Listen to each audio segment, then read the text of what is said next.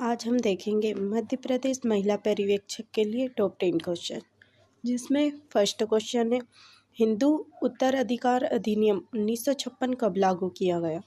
तो कब लागू किया गया? 17 जून 1956 को यह नियम लागू किया गया। मैं आगे देखेंगे दहेज प्रतिषेध अधिनियम 1961 के अंतर्गत दहेज मांगने के लिए दंड का प्रावधान किस धारा में किया गया है। तो किस धारा के अंतर्गत जो दहेज मांगते उसके लिए दंड का प्रावधान किया गया है। तो धारा नंबर 4, जो धारा नंबर 4 है उसके अंतर्गत जो लोग दहेज मांगते उनको दंड देने का प्रावधान किया गया है। आगे देखेंगे इसमें सती निवारण अधिनियम 1987 के अंतर्गत सती कर्म को गौरवान्वित करने के लिए कितनी सजा का प्रावधान किया गया है। जो सती कर्म गौरवान्वित करने के अंतर्गत सजा का प्रावधान है ये कितना किया गया है। तो 1 वर्ष से 7 वर्ष का कारावास का। जो सती निवारण अधिनियम है उसके अंतर्गत सती कर्म को गौरवान्वित करने के लिए जो लोग करते हैं उसको सजा मिलती 1 वर्ष से 7 वर्ष का कारावास। आगे देखेंगे इसमें राष्ट्रीय महिला आयोग के सदस्यों का कार्यकाल कितना होता है। तो राष्ट्रीय जो महिला आयोग रहता है उसके लिए सदस्यों का कार्यकाल कितने वर्ष का होता है। तो 3 वर्ष का।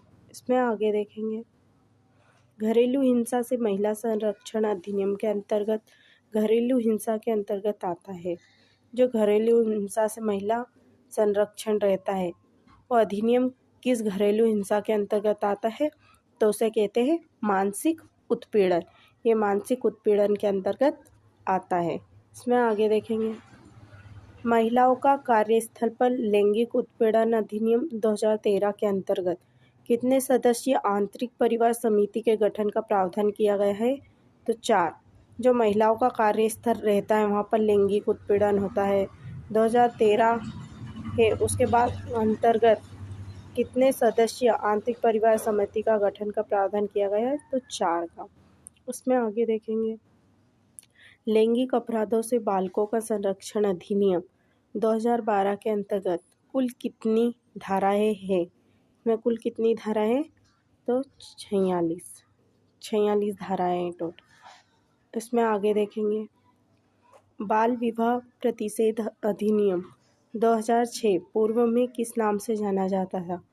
तो जो बाल विवाह प्रतिषेध अधिनियम 2006 है ये इससे पूर्व किस नाम से जाना जाता था। तो इसे कहते थे शारदा अधिनियम।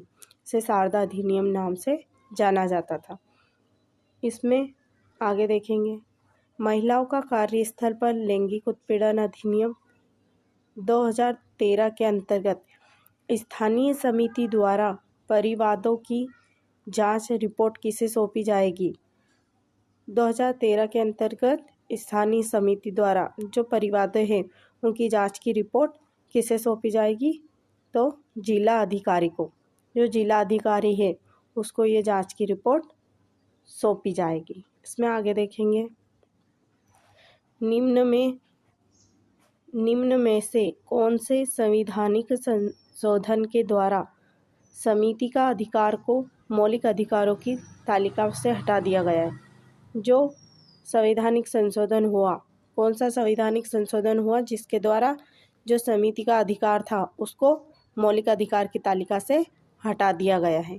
तो 44वें संवैधानिक संशोधन द्वारा जो 44वां संवैधानिक संशोधन था उसके द्वारा उसे हटा दिया गया। यही थे हमारे top 10 question. Like and subscribe this channel.